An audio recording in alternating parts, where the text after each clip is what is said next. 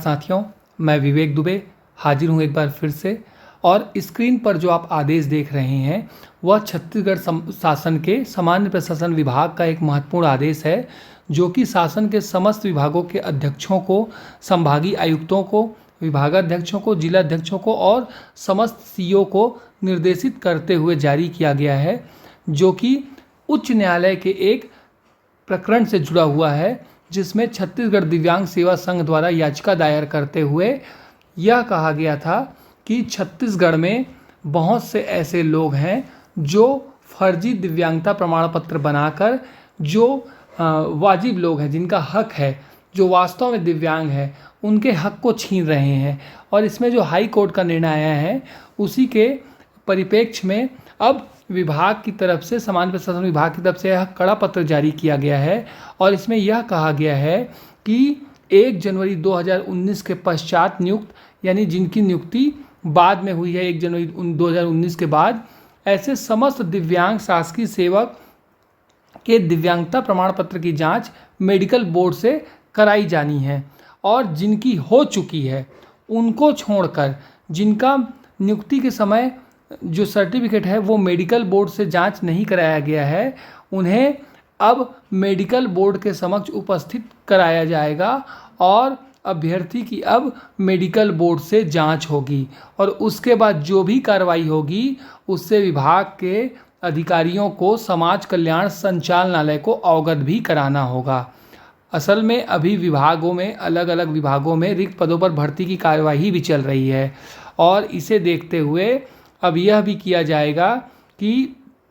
यदि कोई कर्मचारी दिव्यांगता प्रमाण पत्र लगाता है तो उसकी सूक्ष्मता से जांच होगी, मेडिकल बोर्ड उसकी जांच करेगा और जांच उपरांत जब दिव्यांग प्रमाण पत्र सही पाया जाएगा, उसी स्थिति में शासकीय सेवा में उसे ज्वाइनिंग दिया जाएगा। और दिनांक 1 जनवरी 2019 के पश्चात एवं शासकीय सेवा में नियुक्ति के पूर्व मेडिकल बोर्ड से दिव्यांग प्रमाण पत्र और यूडीआईडी कार्ड का जिन्होंने प्रस्तुतिकरण किया है उनका अब परीक्षण किया जाएगा, सत्यापन कराया जाएगा। यह देखा जाएगा कि नियुक्ति के पूर्व का जिन्होंने मेडिकल बोर्ड से दिव्यांग प्रमाण पत्र लगाया है वह वर्तमान में मेडिकल बोर्ड के समक्ष जांच कराने पर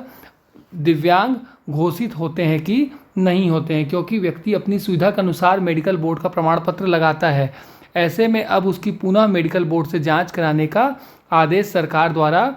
जारी किया गया है। साथ ही नियुक्ति के समय दिव्यांग कोटे के अभ्यर्थियों के द्वारा दिव्यांगता के संबंध में घोषणा पत्र और शपथ पत्र भी प्रस्तुत किया जाएगा। और आगे इसमें नियमों को बताया गया है कि यदि कोई फर्जी या गलत दिव्यांग प्रमाण पत्र के आधार पर नौकरी कर रहा है और उसकी पुष्टि हो जाती है तो उस स्थिति में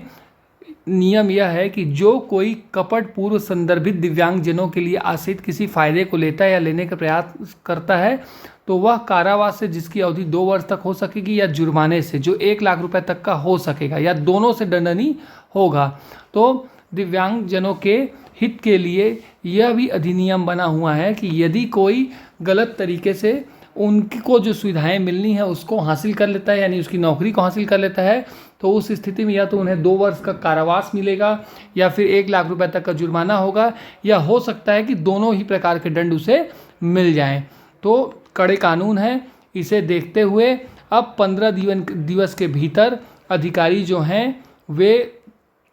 क्या करेंगे कि कार्रवाई को आगे करेंगे। और साथ ही पिटीशन में उल्लेखित 18 शासकीय सेवकों को, 18 ऐसे शासकीय सेवक थे जिनके नाम के साथ यह याचिका लगाई गई थी, अब उन्हें रायपुर मेडिकल बोर्ड जो है वहाँ उसके समक्ष उपस्थित होना पड़ेगा और उनके दिव्यांग प्रमाण पत्र की जांच भी होगी। यदि जांच में वह गलत पाए जाते हैं तो उनके ऊपर कार्रवाई होगी, और यदि वो सही पाए जाते हैं तो उनकी नौकरी यथास्थिति बनी रहेगी। और यदि ऐसा होता है कि उनके नियुक्ति प्रमाण पत्र या अन्य जिनकी भी जांच होनी है उनका नियुक्ति प्रमाण पत्र गलत पाया जाता है तो उनको तत्काल बर्खास्त करते हुए कड़ी से कड़ी कार्रवाई की जानी है। ये आदेश SK सिंह सर ने जारी किया है। और अब आप यह मान के चलिए कि इस मामले में जो है एक बड़ी जांच होना तय हो चुका है।